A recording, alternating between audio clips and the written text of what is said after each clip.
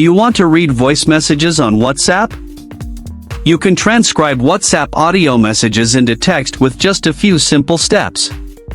Before we begin, please like this video and subscribe to our channel for more tutorials and tips. I've also included some helpful tools and apps in the description, so be sure to check them out. To read voice messages on WhatsApp, first, open the WhatsApp application on your mobile device. Once you are on WhatsApp, tap on the three-dot menu at the top right of the screen. Now, choose Settings from the pop-up menu. A new screen appears with various options. From here, find and tap on Chats. Under the Chat Settings section, you will see Voice Message Transcripts. Just tap on it. A pop-up screen appears.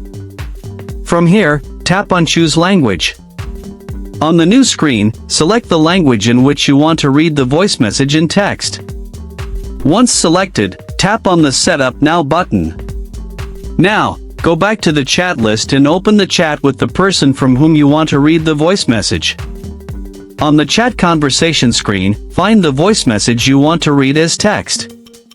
Once found, long press on the voice message and tap on the three-dot menu at the top right of the screen.